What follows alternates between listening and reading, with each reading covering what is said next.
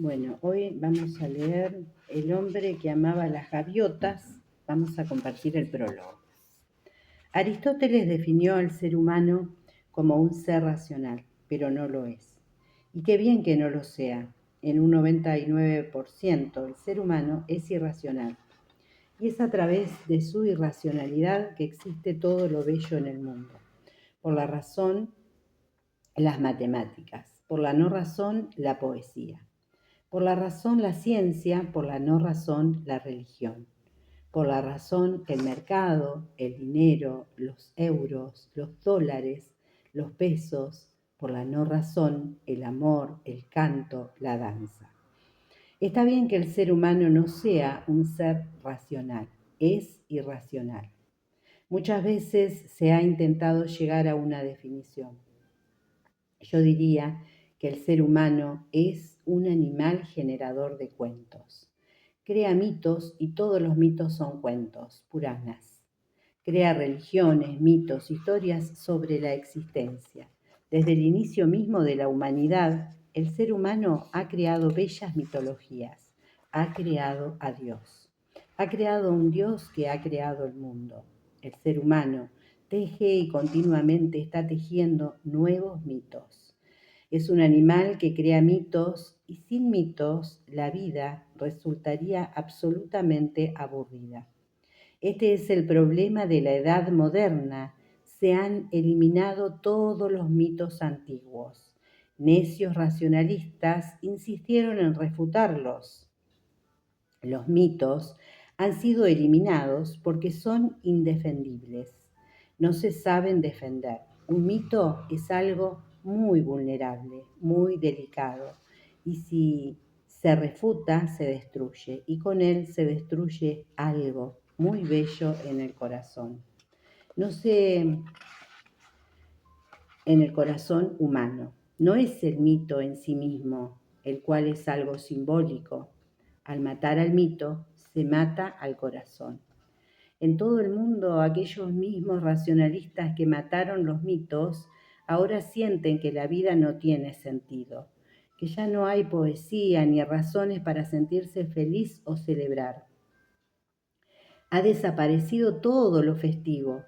Sin el mito, el mundo se convierte en un mercado. Los templos se esfuman. Sin el mito, todas las relaciones se convierten en transacciones vacías de amor. Sin el mito te encuentras solo en medio de un enorme vacío. A menos que estés iluminado, no puedes vivir así. Vas a sentir que nada tiene sentido y una terrible angustia se apoderará de ti. Contemplarás el suicidio. Buscarás otras maneras de ahogar tu angustia, ya sea a través de las drogas, del alcohol, del sexo o cualquier otra cosa. Tienes que ahogarte para olvidarte de ti mismo, pues la vida parece carecer de todo sentido. El mito genera sentido. No es más que un bello cuento que nos ayuda a vivir, que nos ayuda a abrirnos camino por el mundo, que nos brinda un ambiente humano. De otra forma, el mundo sería frío y pétreo. Fíjate, los hindúes van a los ríos, al Ganges, a orar. Es un mito, pues el Ganges es tan solo un río. Sin embargo, por medio del mito, el Ganges se convierte en una madre y cuando un hindú va al río, siente un enorme placer. La piedra de Cava, en la Meca, no es más que una piedra, es un cubo y por eso la llaman Cava, lo que significa cubo. Pero es difícil imaginar lo que siente un musulmán cuando va a la Cava. Lo invade una tremenda energía. Y no es que la Cava esté actuando, pues no es más que un mito.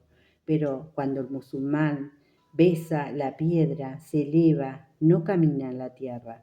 Se siente transportado a otro mundo, al de la poesía. Cuando camina alrededor de la piedra, camina alrededor de Dios.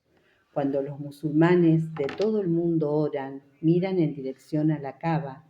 La dirección cambia dependiendo de dónde estén. Un fiel orando en Inglaterra dirigirá la mirada hacia la Kaaba, otro orando en la India mirará hacia la Kaaba. Otro, orando en Egipto, mirará hacia la Kaaba. 5 veces cada día los musulmanes en todo el mundo rezan, rodean al mundo, dirigen la mirada hacia la Kaaba. Y la Kaaba se convierte en el centro del mundo. Es un mito, un bello mito. En ese momento el mundo entero se envuelve de poesía. Los seres humanos le dan sentido a la existencia. De eso se trata el mito. El ser humano es un animal generador de cuentos, pequeños chismes sobre el barrio y la esposa del vecino y grandes chismes cósmicos sobre Dios. Y la gente los disfruta.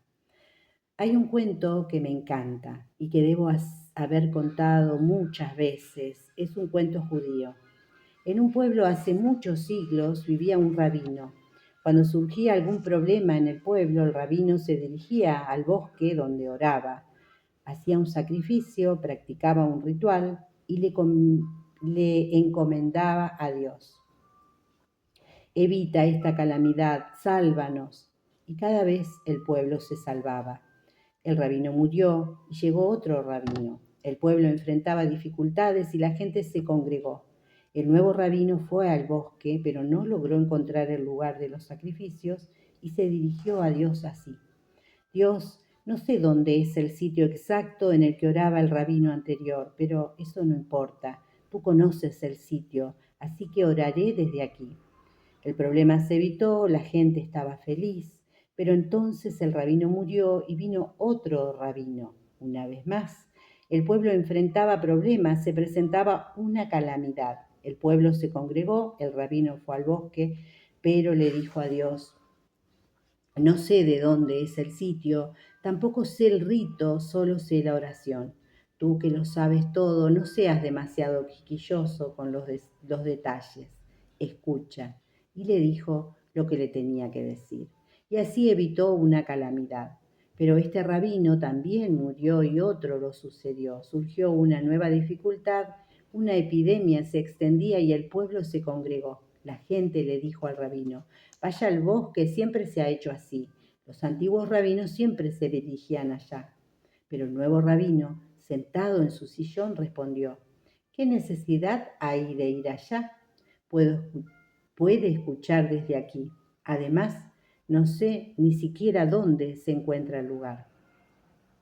Dirigió entonces la mirada al cielo y dijo: escucha, yo no sé dónde queda el lugar, ni conozco el ritual, ni siquiera sé la oración.